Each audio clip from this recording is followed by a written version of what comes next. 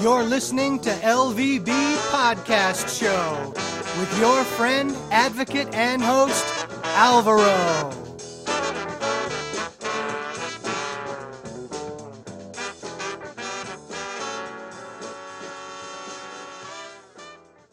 Hello and welcome to LVB Show. My name is Alvaro and I'm very happy to be with you tonight. Okay, before I begin this interview, I want to say thank you so much to everyone listening from the United States, from Canada, from Latin America, from Europe, from Asia. We have listeners in Africa as well, Australia, and everywhere else we're looking to learn about technology and about everything related to the visually impaired and blind community. So tonight is a very interesting conversation because for listeners, you know that I have been an Apple user for a few years now. I am very thankful to what Apple did because thanks to Apple, I was able to start using a smartphone and I was able to work in New York City and I did a lot of things on my smartphone. So I'm very thankful to them. Now, understanding that the best for us all is to have choices, I was able to get my hands with an Android device. I'm talking about a Motorola Moto G5S Plus. Although not accessible all the way, the camera doesn't seem to be accessible for our photographers out there, but this, I'm sure it may be becoming accessible in the future. I'm always optimistic, but in general it's very accessible and I have been using it only for a week. I thought, well, it would be nice to have someone on the show to talk about Android and to raise awareness about Android because not everybody has either the money to buy an iPhone or the desire to have an iPhone because everything can be good for you depending on your needs and on the things that you like. So that is why we have with us Dusty from Blind Droid Tech. I found his YouTube channel to be very good and very interesting and very informative and educational for our community, and that's why I said it would be nice to have him on, and I'm very glad he accepted my invitation. Thank you so much, Dusty, for being with us tonight. Absolutely. Thank you so much for having me, Alvaro. My pleasure, Dusty. And first of all, can you tell us a little bit about you? Where do you live and what do you do? I'm actually in the Midwest in wonderful Nebraska, and I am working with Marriott International Hotels. Is that so? Absolutely. Well, it's funny because there is a Marriott Marquis in New York City that I went to a few years back in Manhattan. And boy, I love that place, I have to say for our listeners. So, was it that Times Square, the Marriott Marquis in Times Square? That is correct, my friend. That is correct. I've heard a lot about that one. I can remember that if it was yesterday. Have to go back for our listeners. And what can you tell us about your work at Marriott? Well, I am a sales representative at this point. However, I just started with them recently, and their software, I am happy to say, is for the most part accessible with JAWS screen reader. The only reason I say for the most part is there are a couple scripts that they had to do with their reservation system to get it to work with JAWS properly, so JAWS would be able to read it properly. But I'm happy to say they seem to be one of the few employers who are actually trying to make it an equal opportunity playing field when employment is concerned. So they are trying to make it accessible for sighted, blind, whatever disability you have. They try their hardest to help you fit in. So that's another reason to go to Marriott. Absolutely. I mean, if Marriott sometimes may seem a little higher than the competition, but they really try and take care of their associates as their guests. They're responsible. And Dusty, was it hard to find this job? Not really. I did have to, kick my brain into action, after I left my last employer. It was a couple months before I actually stumbled upon the Marriott. I was actually down in the dumps, couldn't get a job anywhere. The one place I managed to get an interview, they are, so much more strict with their employment, and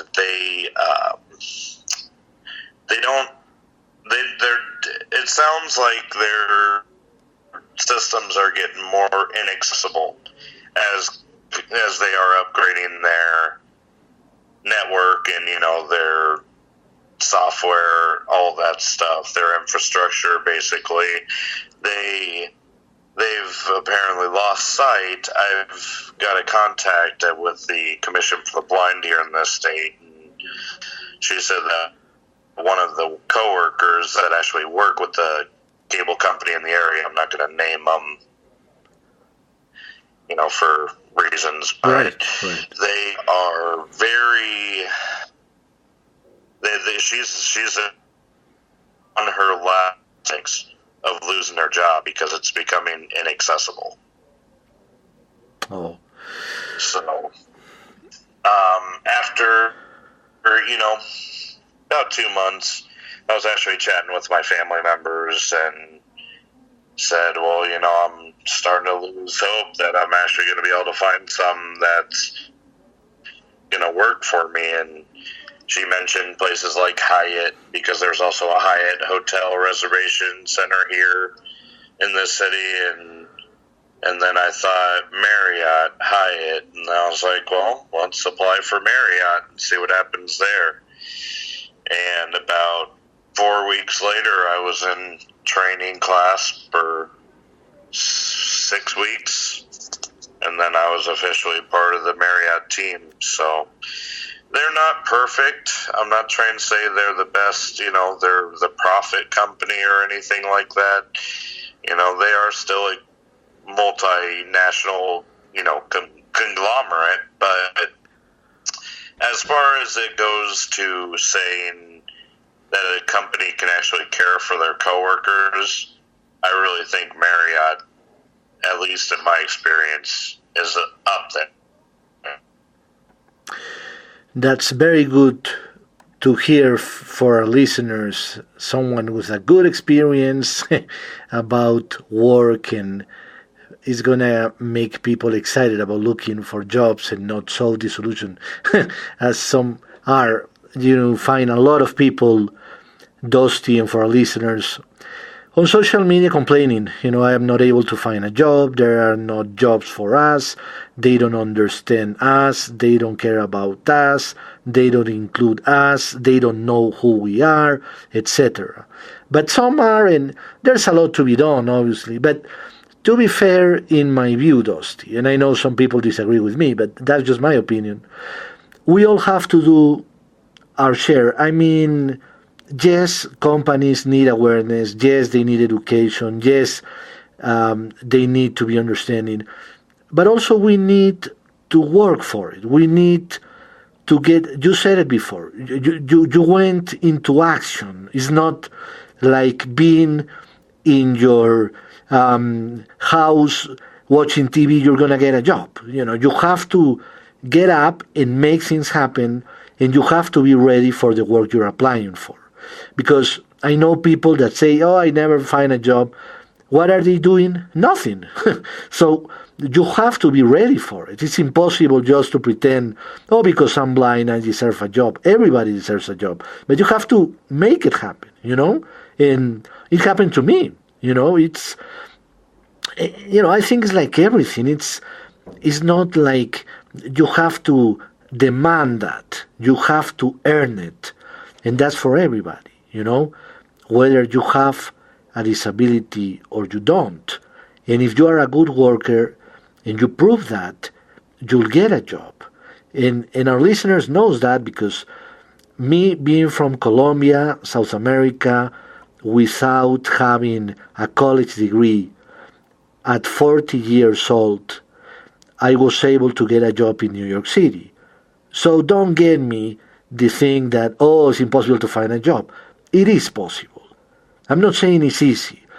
But if you have the passion, the willingness to work, you are honest with yourself, and you have an ability, and everybody has at least one, go for it and you'll make it happen. I'm sure you will. And a proof of that is Dusty. He went for it. He's not like saying, oh my God, I will never do it. No, go for it, but you have to be ready for it. Nothing is going to come to you as magic, So that's just my point, Dusty. Would you like to add anything? Well, I think you hit the nail on the head there in many different aspects. I understand. It's definitely not easy to be out there as a blind person today, or even visually impaired, being out there and being expected to be treated the same when it comes to job interviews. You have to put yourself out there even more than, let's say, a sighted person would, right, just to make yourself appear, I'm here, I'm ready, I'm willing to do this job. Give me a chance. And that's what I had to do. I had to walk into Marriott, nervous, shaking in my boots practically, and just try and prove that I do deserve to be a part of a multi-billion-dollar, multinational conglomerate company and actually survive. And I told them what my experience was. I told them about my past. I told them what I've done. And they said, you know what? We like your passion. We like the way you just get up and do things. We like how you put your force behind your thoughts and your actions. And, they gave me a chance. And I'm proud to say I'm at the six-month marker. They said that most people are lucky if they are able to survive 6 months. No, it's not always fun. Customers can be very unpleasant, especially if they don't get what they want when they want it. But as long as you can learn to let it roll off your shoulders, because at the end of the day, what I like to tell people is if they're going to get upset with you when you're in a call center taking a call trying to help somebody, that shows badly on them. Not that you're not, as long as you're being professional, it's reflecting badly on them in your company's eyes, because you're trying to help them. You're doing as much as you can, and still you're not able to help them to their satisfaction. So, like Alvaro said, it's about getting there. It's about actually showing that you want a job. And it's not easy. After my last job, back in April when I left them, I was ready to just give up and just, live off of the disability. But then I would become one of those that I personally don't like, because in my eyes, nothing's handed to you on a silver platter. It's all about earning it. Just like he said, earn the respect, earn the thought, I can do this, and then they'll say, no, he can do this. You have to believe in yourself before anybody else is going to believe in you. And it's not going to be easy, but that's why you have to advocate for yourself. Absolutely agree with you 100%. For our listeners, sorry for the hour mark coming from my iPhone. The internet connection right now, probably because of Colombia, sometimes is not as wonderful. It's not as great as I would like. As our listeners know, I'm a little bit, I like it always as better as possible. But Dusty is doing a very good job, so just sometimes a little bit of words that go without hearing you, but it's only a word or so. It's not terrible. The only show I have to repeat in my how many years now, since 2011 that I have been doing this, was a show from someone, I think it was in Asia or something like that.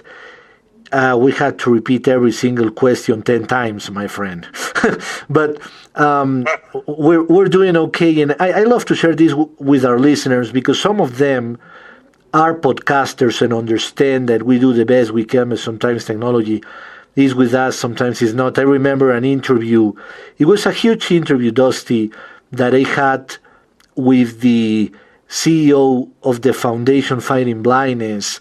It was super complicated to get the interview because he's so busy, and he was with interviews in CNBC, and boy, it was complex. And the interview was super complicated because he was living in California and the internet connection was terrible. Can you imagine that, Dusty?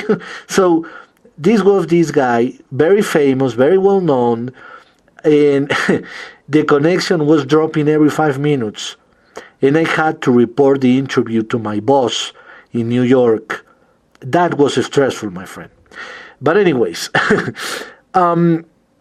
there's something that I wanted to say, Dusty, before we go into technology, and is that I think attitude is super important. I think that I couldn't say it enough how important it is, because when people get to know you, they stop seeing your cane. They stop seeing that as any kind of factor, and they start seeing the person that you really are, and they start, as you were saying, respecting who you are, respecting your work, and wanting to have you on board.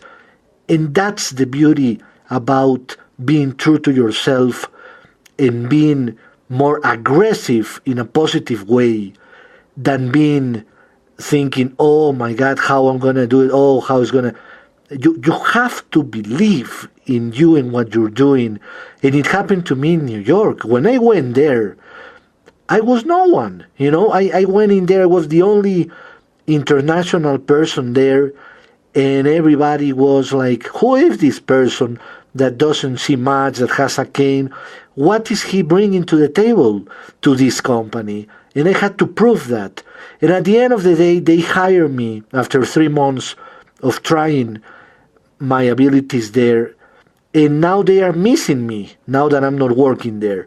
That's doing something good, but I did it because I believe I was able to, and because, one way or the other, we're representing our community, whether we like it or not, is the truth. Whether we say it or not, if they see many Dustys, many Alvaros, many Eds, or people like that who are doing things good for themselves, that's a good comment about our community. But if they see lazy, blind people out there more and more and more, what are they going to think about us, what they know, what they see? So we cannot blame them. We just have to do the best we can for us. But boy, we have a lot to give. And my last comment, and I always say this, when people talk about Stevie Wonder, they never say he's blind. They always say, oh, he's a genius. First is the person, then is the disability. So that's my comment. So, Dusty, talking about the topic of tonight of technology, what can you tell us about your experience using iPhone, using Android? Well, we could be going on for way up into the 6-hour mark here, but generally, I got a couple major things I want to say along with a few minor. First thing I want to say is let's knock it off with all this iOS versus Android nonsense out there in the Android or iOS community. It's quite frankly useless bickering between each other, and we don't need that.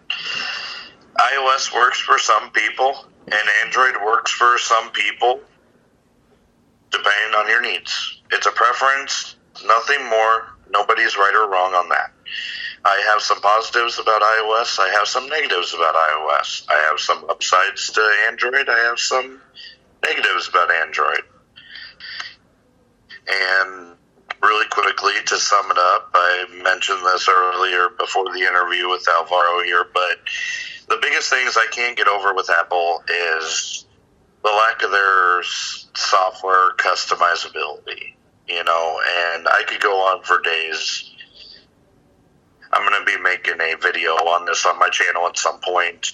I've actually got a couple plans after our interview of a couple videos to post up, because I know I've been a little quiet on the channel in the last week or so, just work and the holidays. So after the holidays, you better believe you're going to be seeing a lot more on my channel.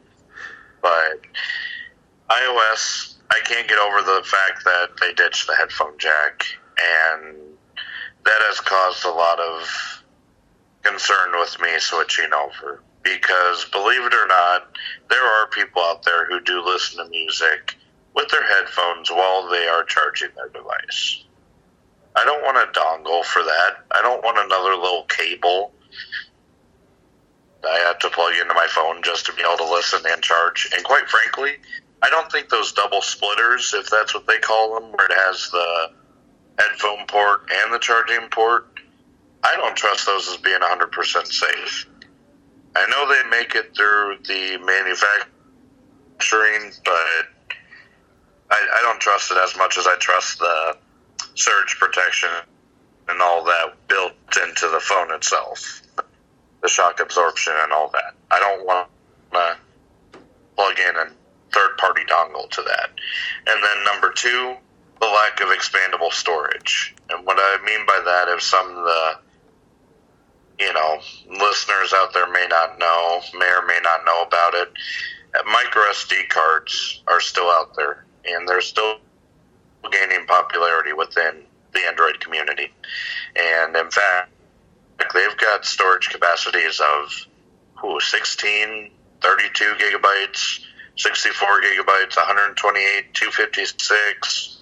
SanDisk actually just released a 400 gigabyte micro SD card. So that's something that I feel that Apple could very easily put into their device, as well as make room for that headphone jack. And it almost seems like they're trying to make you spend more, for the same experience that you would get on like a Samsung.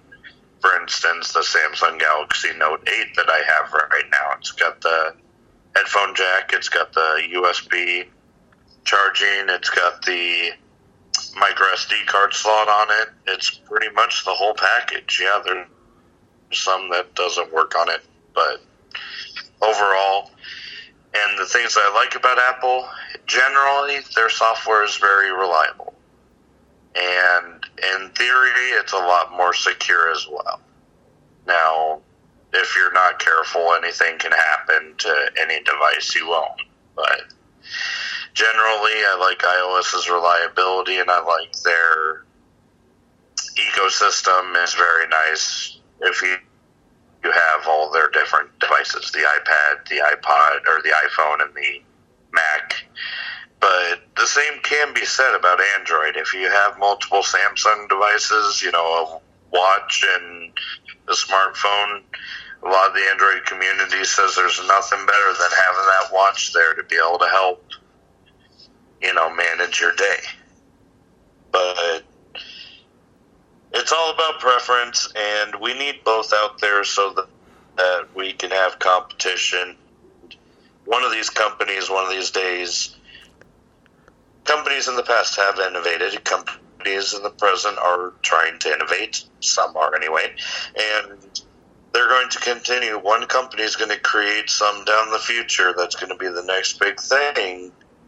And it's for the sake of competition to try and bring something unique to the table. I like that a lot, Dusty. And I have a question related to personal assistant about Cortana, Alexa, Bixby, Siri, Google Now. Which one do you prefer, and how does it compare to have the famous Bixby on Samsung to the other ones? Now, Samsung, Bixby, that right there, that's a whole nother beast, and I do have a little bit that I could say about that. But Bixby and Google, the Google Assistant, which was previously Google Now, they just rebranded it recently to just be known as the Google Assistant. And what I like about the Google Assistant is it's more interactive, contextual, yes, aware. It's aware of context. Yes. So you could say, hey, what's the temperature right now? And then it'll tell you the temperature. And then you ask it another question, say, hey, how about tomorrow? And then it'll say the weather tomorrow will be. So you don't have to keep asking, what's the temperature today? What's the temperature tomorrow? Right. You can tell it to tell you a joke if you're bored. And you could say, tell me another one. It's more human AI interaction. Right. This is what they're trying to have personality within a AI, which I think is very nice that they're trying to do that. Yes. And then Bixby, it was just recently, it was announced with the Galaxy S8 back in, I believe that was CES, or slightly after CES. No, I think Samsung had their own launch event for the Galaxy S8 too. Yes. I can't remember, honestly, but I think so. Samsung Bixby was announced with that, and then it wasn't released when the phone was released. So people were like, hey, what's going on? Here comes June, and it still hadn't been released. And people are like, oh, man, Samsung, this is a joke. Why would you announce something if it's not even close to being ready to release yet? I believe they pushed it back 3 or 4 times before they finally released it. And, it is nice. It can do things that Google Assistant can't. You can have it go into your phone, turn certain settings on that Google Assistant can't. Google Assistant can turn on off your Wi-Fi, can turn on your Bluetooth, off and on your Bluetooth, can set your ringtone volume to 0% for vibrate, and then, 20, 50, 75, 100% when you want it to have sound on. Now, the thing that I have been trying to get on Google's butt about, and I don't know how successful it's getting, is people who use iOS have told me that you can actually, even from setting up the phone fresh, you can tell Siri to turn on voiceover. Yes. And that's one thing that Google Assistant and Bixby cannot do.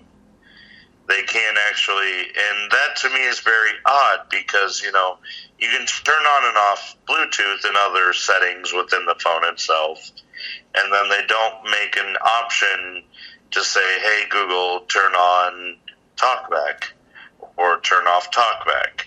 And I'm trying to get on their case and say, hey, it's a simple command. Yes. Can you link a command to the TalkBack engine and tell it to turn on or off when we ask? Because Siri can do it, so can you.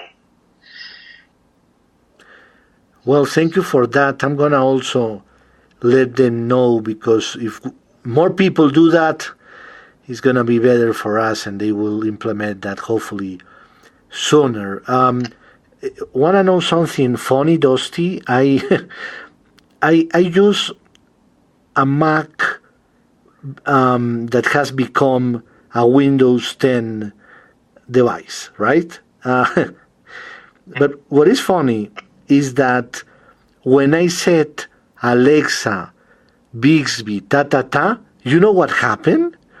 Somehow my Internet Explorer pumps up alone without touching the Mac or the Windows 10, and it make a search about Alexa, Bixby. That is funny. Never happened this before. Okay, that's technology. So Bixby talks to you. It responds to you. It does do the same. It's generally the same thing as what the Google Assistant is. Samsung's trying to make Bixby the same. And that's the biggest thing that I have against Android developers is they don't embrace the base Android OS. They have to try and alter and change and add useless features. And, for me, a smartphone is being able to get on the web, get to your certain apps that you need, get to your phone, get to your messages, get to your email, get to your Uber and Lyft apps so you can get around, and, right. Pandora and Audible for your entertainment, maybe a little bit of YouTube if you're brave. But, it's technology. I hate to say it, we really are relying more and more on it as, blind individuals nowadays than we ever did. I know a lot of blind people who say, I survived perfectly fine with technology back then, and yeah, so did I. I mean, I didn't have a phone growing up until I was, midway through high school. I had to prove that I was mature enough for it. But, I had to work for everything I had, so that's why I'm working so hard to try and bring awareness to this, and that's exactly what my channel does. Blind Droid Tech is all about showing people that there is another side. There is more option. It's not 100%. Nothing you ever use in your life is going to be 100% perfect. True. I've used iOS. I've used Android. Neither one has been 100% perfect all the time. So it's about preference. And I choose to have that expandable and swappable memory storage with the micro SD card. And, I like the open. I like being able to plug my phone into a computer and just, take a USB drive or, an external hard drive, transfer music or videos or, whatever over from my computer or one of those other external devices and swap that memory card out into its case and swap another one from there in and, just have your storage all with you. I don't trust all that cloud storage. What happens if you go into the middle of nowhere and don't have internet connection? Right, you lost it. You're right. Yeah. Yeah, you have to be careful and with that's that. why that's why, with Apple, it's either now with the iPhone 8, 8 Plus, and 10, you only have two options. You got the base model, which is 64 gigs, which is fine for the casual user. Just gets on, checks their Facebook, maybe takes a couple pictures of their cat or dog or, whatever. They're just on to make phone calls or send texts to their family or friends. They're there to, just maybe play a couple games if they're really bored. But they're not on there, doing daily life activity. For me, my Android device is essentially my laptop. It's an Android-powered laptop that I have a Bluetooth keyboard for. I can do everything I can do on my computer on my phone. Dusty, I have a question related to transferring files from the PC to the smartphone, in this case to the Samsung device. What would you suggest to use in order to achieve this? I say that because on my Motorola, for instance, what you do is you plug it in and then you go to the file, the music, whatever you want to send, you copy, and then you go to the My PC area, you find the Motorola icon, you double click, and then every single folder is open. And in my case, what I did, without knowing, I put it into music because it was a song, and I think I did it okay. But where should you put it when you find so many folders in there? Those folders are literally all there, just like the internals of the Windows operating system. There are pre-made folders, like the music, ringtones, and all that. And the way Android operates is you can put, any of your music, let's say, for instance, your music, into your music folder. You can put it all in folders if you want, by artist or album or whatever you want to do, you can do that as well. But the beautiful thing about Android is you do not need iOS or iTunes anymore. And that was my biggest gripe with Yes. iTunes. iTunes, in my opinion, took a lot longer to transfer music files than my Android ever did. Yes. And I understand it's a different way of transferring it. For any listeners out there that are iOS tech savvy, I understand they have their different ways of doing it. And yes, maybe the iTunes way is slightly safer, but if you take care of your computer just like you should take care of your iPhone or Android device, you're not going to mess up your device. You're not going to get a bunch of viruses. And if you're worried, do like what I did. Try and look around for, security software and see what works. I tested all the big names, the Kaspersky, the Norton, the McAfee. I've tried a lot of that stuff, and right now I don't have an active computer. My phone, like I said, is my use, my only way to store everything. And pretty much my whole life is on my phone right now. And it's awesome because, my shoulders are a lot less sore now that I don't have to carry around a big laptop bag with the cables and all that. How do you secure your files not trusting the cloud? What do you use? Well, Android devices, especially these later versions, Android 6, Android 7, and now more recently Android 8 Oreo.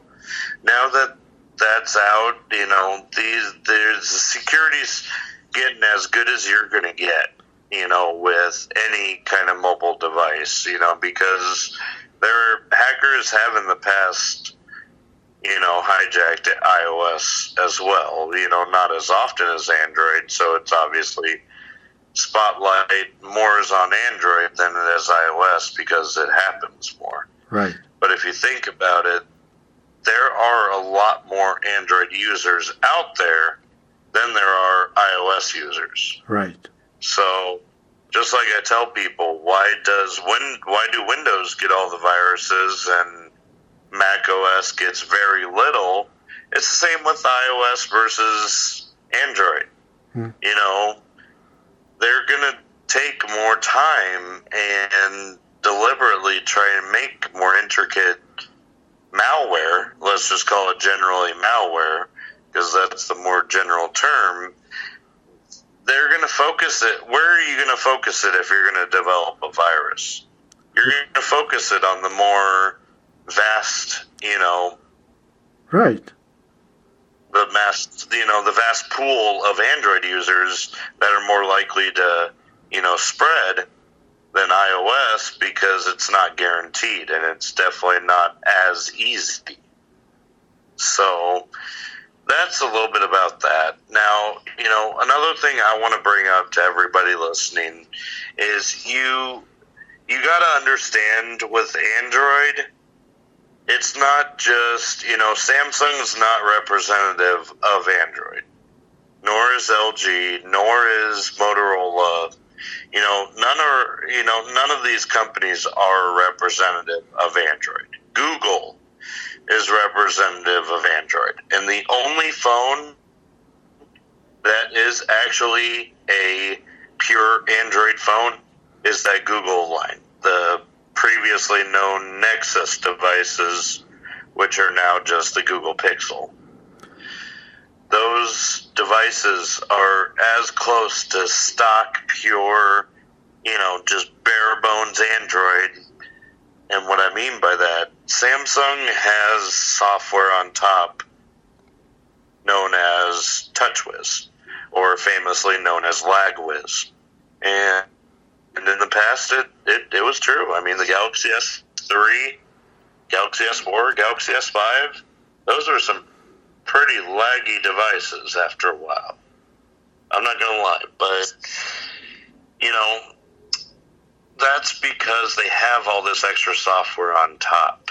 Same with LG, same with Motorola, same with Huawei, same with ZTE. These companies put their own little software tweaks on top of Android to quote-unquote make the user experience more enticing. Some people say bare bones Android is boring. For me, I have to beg, that begs a question out of me. Why does your phone software have to have you glued to it at all times? The phone is meant to be a utility. It's meant to be there to make calls, to, send and receive texts, to check. Now it's being used quite a bit for GPS as well. But, I use my phone to get around. I use my phone to listen to audiobooks when I have free time. I use it to send and receive, texts. I use it to pay my bills via I actually call and pay the bill via the automated. There's a lot of my life that is tied to my phone. And when you're talking about security, the best thing that you can do is know where you're going, know what websites you're going to. If you're just searching the web, you are going to get a couple, phishers. You are going to get a couple, malware that are called drive-bys. That happens. It's just an unfortunate side effect of having this internet-connected world that we have. It's going to happen. There's always going to be people out there with malice in their heart. And they're not going to do good. And, to sum up, this little rant, I guess, is, security is what you make out of it. If you're going to live, in ignorance, then, be ready to have some security issues. Me, I've always been one that does, monitors, blah, blah, blah, monitors my, credit background. I make sure there's no unauthorized purchases. I live my life, almost all of my life, on Amazon. I have Audible, I have an Amazon Prime, I even have an Amazon.com rewards credit card.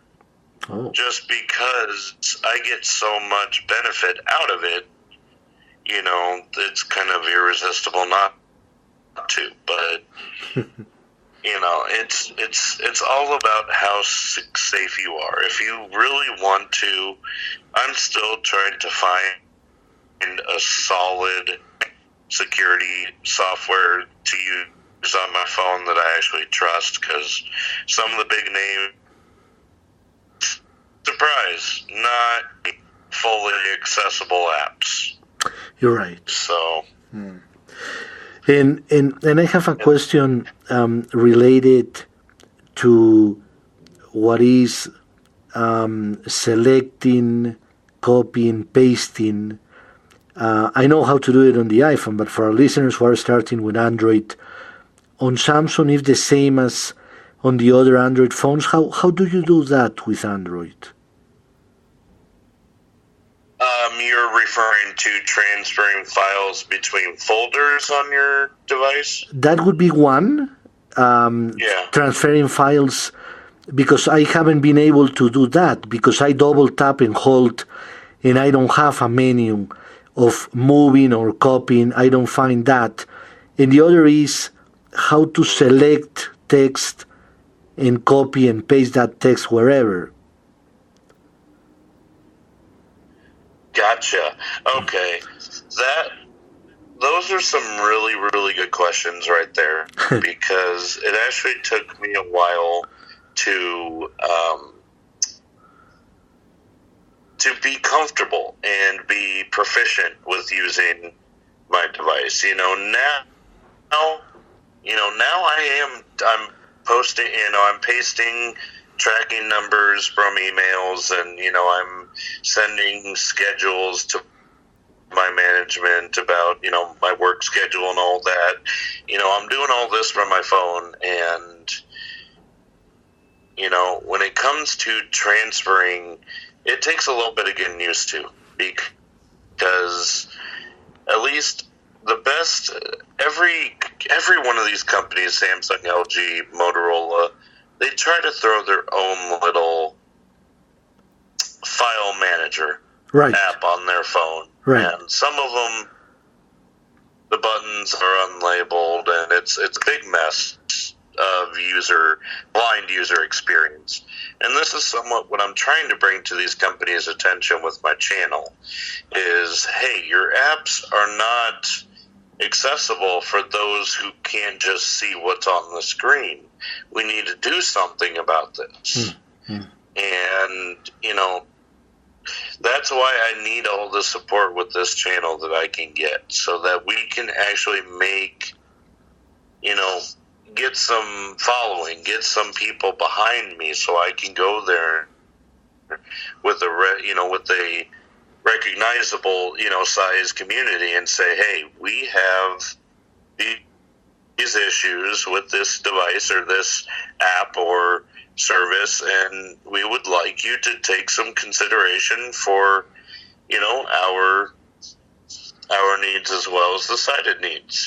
Just being able to see it, we have to be able to navigate it as well. Right. And for a while they might just tell us to get lost, but the more we bug about it, and the more we say, hey, we start turning our, asking into demands, if they're just not listening, something's going to get done eventually. It may take a while, and it's not going to be easy. But once again, we got to advocate for ourselves as being blind and low vision users. And the best file manager I have found, as much as I hate to admit it, is either on the Pixel device or on a Samsung device. And the reason I'm hesitant to say that is Samsung's devices in the past and their software have not always been a smooth experience. But with this device, I'm seeing a lot less of it. And at the same time, the My Files app on the Samsung device has allowed me to successfully move, copy, delete, transfer, rename files within the device and to and from the computer. Now, to and from the computer, I completely and highly recommend using the standard cable that came with the device. They the manufacturers for these devices Right. recommend them as well. And other than that, when you go into the device, and I will make more videos about this going into detail in the future, but when you go to a file within a folder on your phone to move it, you do have to tap and hold. So you just tap once, and then you tap and hold. And, then you will get a menu up at the top of the app. So it's going to be towards the top of the screen, and it'll have at the top left, it usually has your back button or your quit, and then it'll say one selected, for instance, and then you swipe right, and you'll start seeing the menu, you'll start seeing the options there.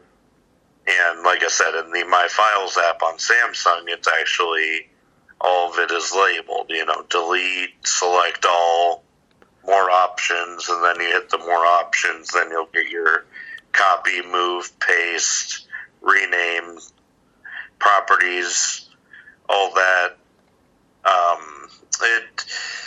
Android is actually very intricate, just like iOS is. There's a lot of different layers, there's a lot of options, there's a lot of customizations upon a much deeper level than what you can do on iOS. You can essentially make your Android device your full-blown laptop. If you have a Bluetooth keyboard, you can go in and change your keyboard shortcuts and your and how your keyboard works with TalkBack.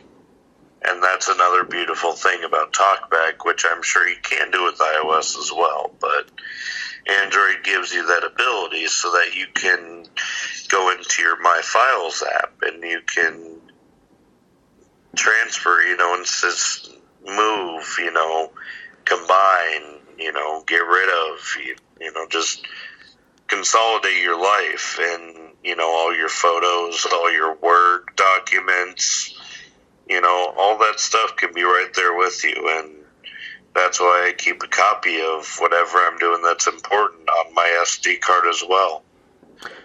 And Dusty, if you want to select text, whether it's a line, 2 lines, 3 lines, what would you recommend to do?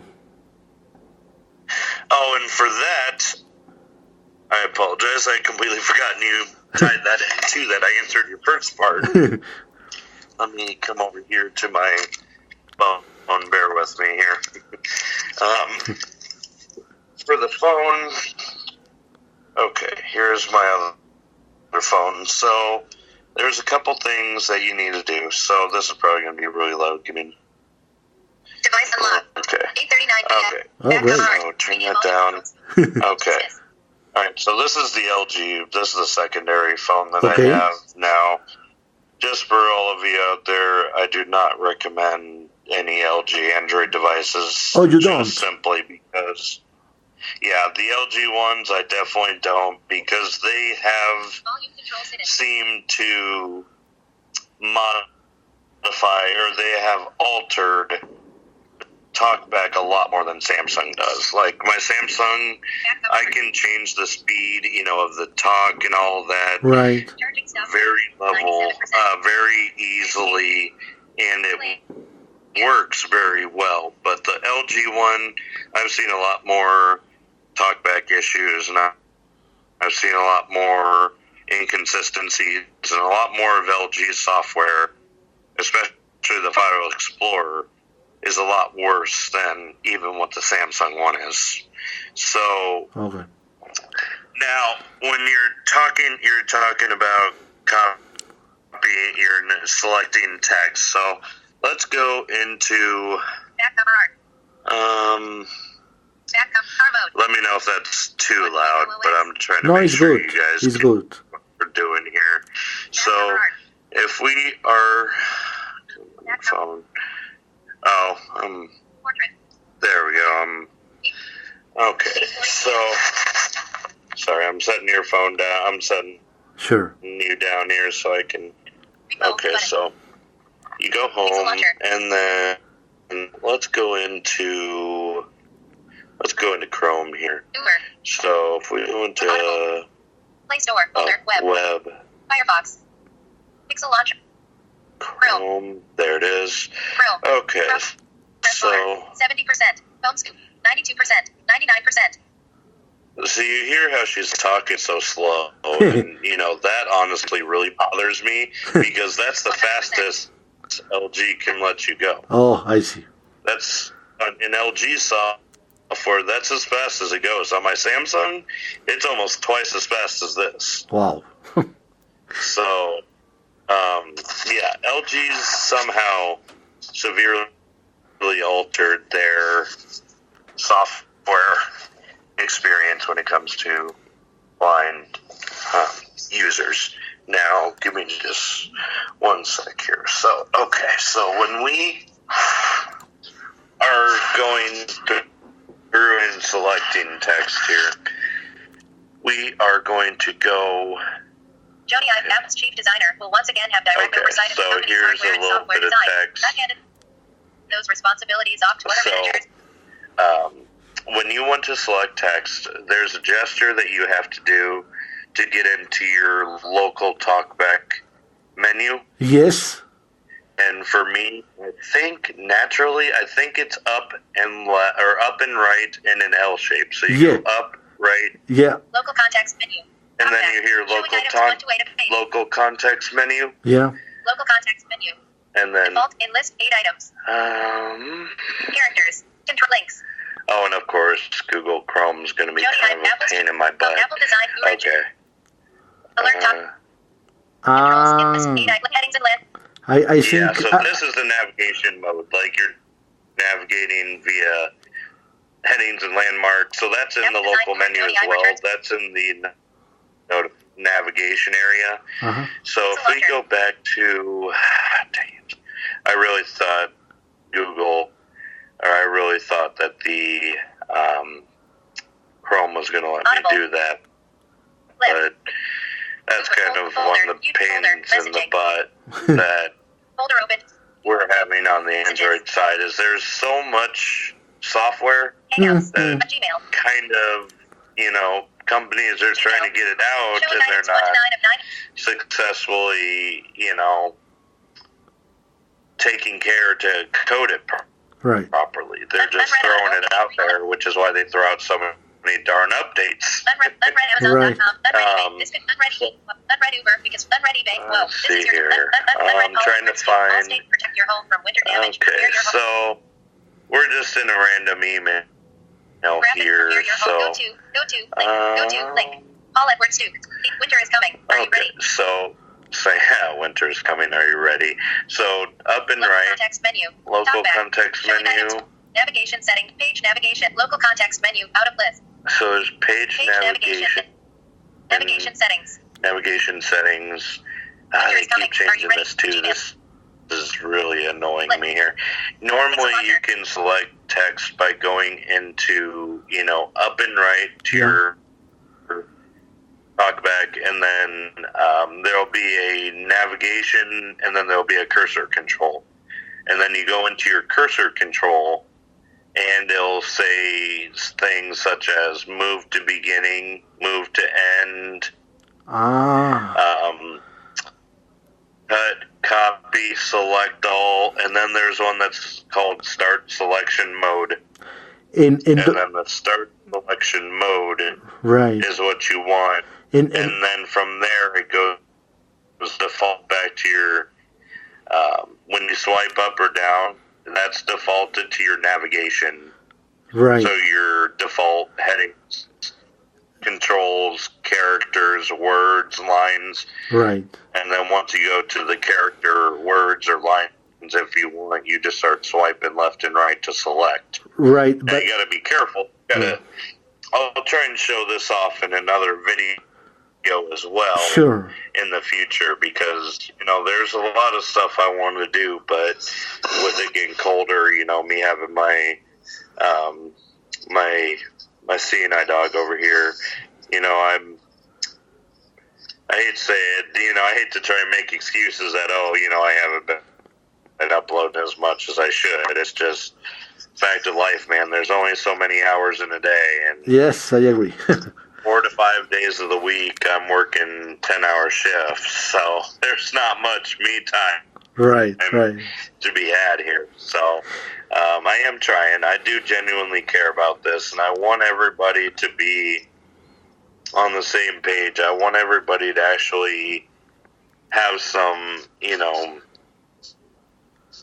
interest in saying and helping improve the lives of other blind people. Because some people, like you said, just don't want to use iPhone. Some people want to use Android. Some people don't want to use Android. They just want to use iPhone. It doesn't matter to me what your preference is. Right. My job here is to give you the information that you need to be able to make an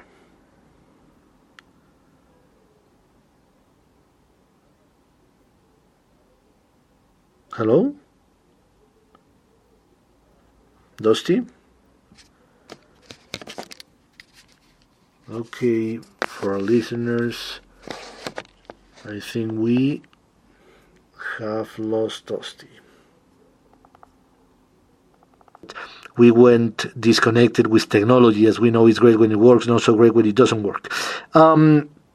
My final question, Dusty, is any recommendation for a note-taking application like Notes on iOS for Android? What would you say? For the Notes app, when I've been taking notes, honestly, lately, I've just been texting it to myself. But, when it comes to note takers, really all the devices have some sort of memo or notes. Like Samsung has S Notes, LG has Quick Memo. These different companies try and add different software experiences with their own little file explorers, and a lot of them even have their own companion. But when taking notes,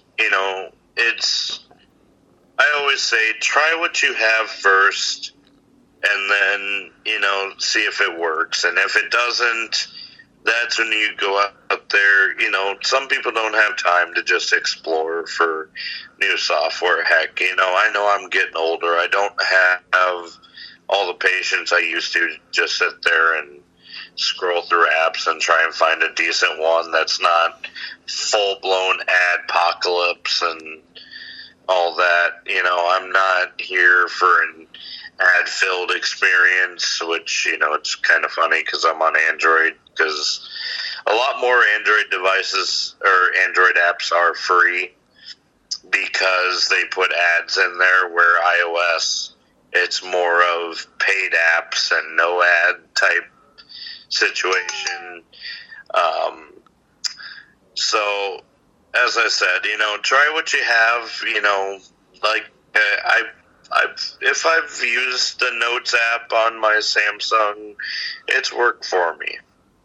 Oh. It's worked very reliably, and even the Samsung messaging app, it works very well.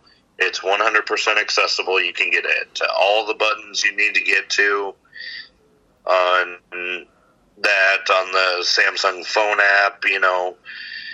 Most of Samsung's apps, be it that they're trying to duplicate the Android experience and make it completely Samsung's instead of Google, as much double software is on here that doesn't really need to be. Samsung apps do work just as well for the blind as Google's apps. So the top two, 2 or 3 devices that right now that I have experience with are probably going to be Samsung, and I know the Google devices are expensive and they're missing some key hardware features, but Samsung, Google, if you can pay for the Google version of the iPhone, that's essentially what the Google Pixel is. They're trying to take on the iOS and the iPhone itself, even though they built the Android ecosystem that is kind of, in competition with iOS. But, and I do hope to get more devices in the future to test. That's part of my channel as well. And I've gotten a couple comments already that, you seem to go through a lot of devices. Well, my job here is to try and see what's the best user experience. Right. And I'm trying to look for devices in the low pay rate category, $100, $200, $300 devices. I'm trying to look into some, $300, $400, $500, maybe $600. And obviously this Note wasn't exactly cheap. I got it when it was about, $820. $820 from my carrier. I got that, and that was better than its $960 when it was released. But right. These phone prices are just getting outrageous. But I guess it's a mobile laptop. It's a mobile piece of computing technology, so it's not going to be cheap. But and all the support that I can get, that's going to help me get through to these companies. Hey, a lot of these big tech reviewers, they're getting essentially paid to say good things about products, or they're just flat out biased. My job is to try each of the different brands, give you the upside of their software, give you the downsides, and just my overall take on the software experience. Because if you get a $100 Android device and expect it to be smooth and fluid, it's not going to work as well as a $400, $500, $600 Android with, higher spec internals. Because what you got to realize is, be it a 5 or 6 inch device, maybe 6.5 inch device, it's still a mobile computer. So the better internals that you have, the more stuff you're going to be able to do, or the more tasks, I guess, to be professional, that you're going to be able to do on your device. Just like if you were to go out and get a laptop, if you're doing basic stuff, you might get away with a $200, $300, $400 basic, spec computer, but don't expect to be able to do some high-end video rendering and, audio recording and converting and, all these different multimedia stuff with, a 2 or 3 core computer. It's not going to happen. It's the same thing with the phone. If you want a more complete experience, my experience, you will have to pay at least $400 or $500 to play. Right. But, and one of my biggest devices that I have yet to and want to get my hands on is one of those OnePlus devices. I have heard a lot of good things about their Oxygen OS that's on top of Android on their devices. Oh. Huawei is another one that I personally haven't had experience with and would love to try. ZTE, they're another more budget-friendly phone maker. I want to get my hands on a device from them at some point so I could try out their software and experience and all that, because even up top where your phone signal bar is and your battery and your time, your clock, there, every phone company manages to somehow disturb the overlay of how that stuff is spoken. Like on the Samsung, I'm actually at LTE, and like it'll say, let's see.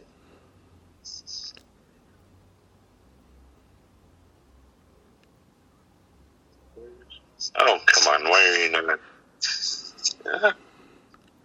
Where's my... And now it's being funky. It must be because I have Skype up. But Right.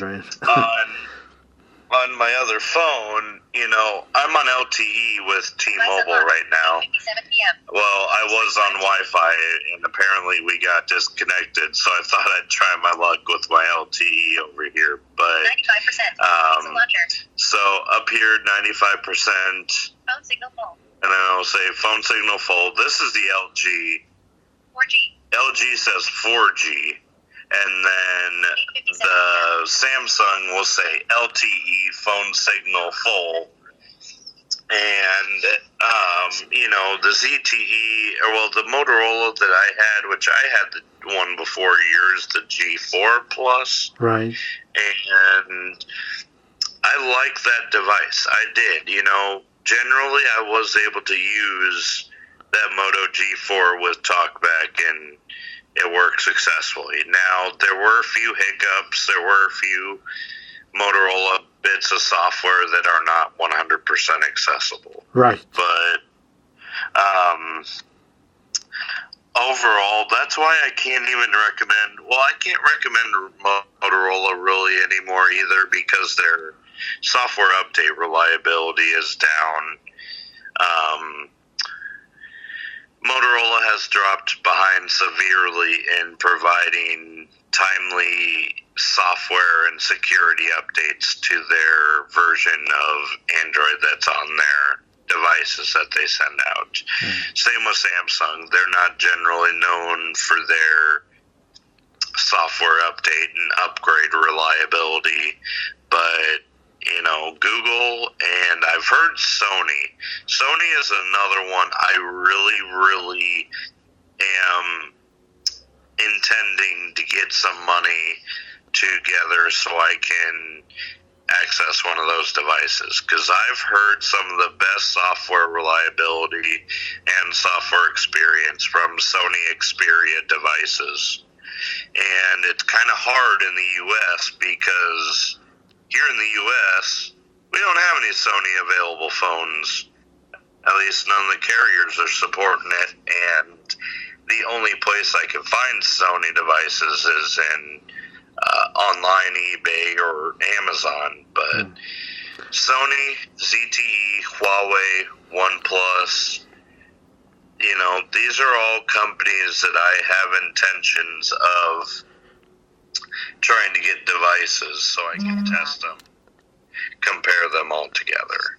Okay, but we really could talk all night about technology here. It's a very, very deep subject, and I hope that we can, make this a semi-regular thing and just chat, because that's what I'm all about. I'm all about just trying to inform and educate people, trying to give people the tools to make their lives better, because I've had to go through it. I have to go through it myself. Why not learn and pass on what I learned to others? Absolutely. That's what life is for me. Absolutely, Dusty. We're going to be getting more talks about these ecosystems and helping educate the community. That's for sure. Finally, how can people contact you and visit your YouTube channel? Well, the channel name is, as I've stated in the beginning of the video, is in the interview, is Blind Droid Tech. And the way that's spelled is BLIND, and then the hyphen, droid, DROID, space tech, TECH. Blind Droid Tech is how you can get a hold of me. And I also do have a Gmail. That's D as in Delta, J as in Juliet, D as in Delta, L as in Lima, J as in Juliet, OHNSON 625 at gmail.com. So, first letter, middle initial, last name, D.L. Johnson, and then the number 625 at gmail.com. And that's just a couple ways that you can get a hold of me. I'm working actually on getting a fully